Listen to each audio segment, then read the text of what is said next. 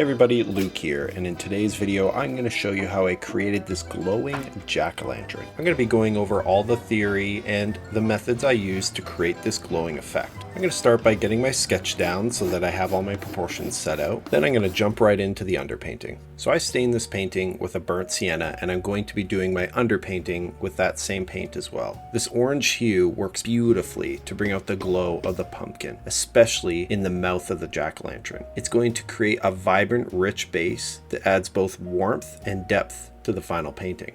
I also like to add a bit of titanium white to my underpainting to sort of liven up some of the lighter areas, particularly where I wanted the glow to stand out a bit more. And that's because I'm going to be using a lot of this underpainting to help push the narrative of a glowing jack-o'-lantern. And as always, I like to pre-mix my palette before I begin painting. And for this piece, I'm going to be using the Zorn palette, which consists of an Ivory Black, a Cadmium Red White, a Yellow Ochre, and a Titanium White. I did put a little bit of Ultramarine Blue on my palette, but I used just a mere fraction of it for the background to get a little bit more of a greeny yellowy hue.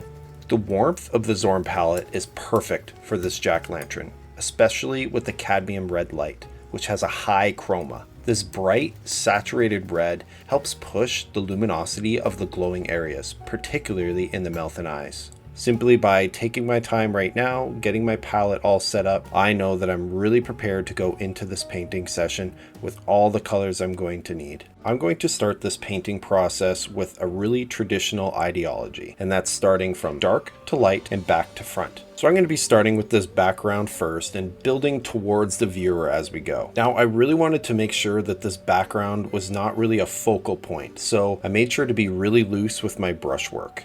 A good way to create the illusion of depth or atmospheric perspective would be to make your background sort of more fuzzy or out of focus. This helps to trick the viewer into thinking that the background is further behind than the subject matter that I want to be the focal point. So by creating it a little bit blurry, a little bit abstract, it helps push depth into the painting, and it's going to allow this pumpkin to seem closer to the viewer than it actually is.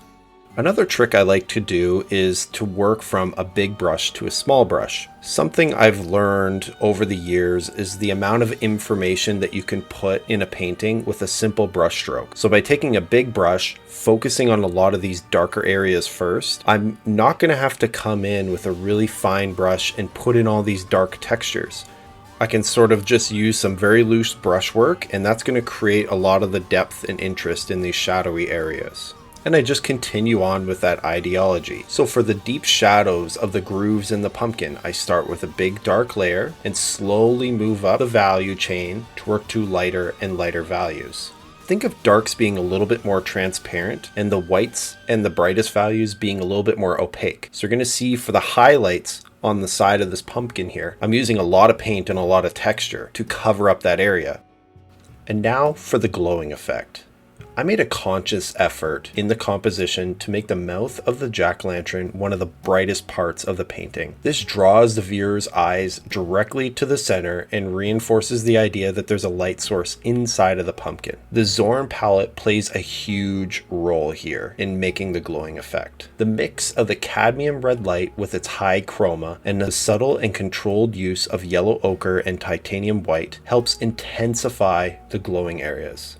These colors naturally push the luminosity, making the glow feel vibrant and almost lifelike. I made sure in the middle of the jack-o'-lantern's mouth to be very abstract, but use big globs of paint to sort of give the viewer the idea that the light in there is sort of blinding the detail. And it really was the Zorn palette that helped tie this piece together. The limited color palette not only pushes the luminosity of the bright areas, but also keeps the shadows rich and balanced, giving the entire painting a sense of unity. And with these final globs of paint, we can get down to the glamour shots.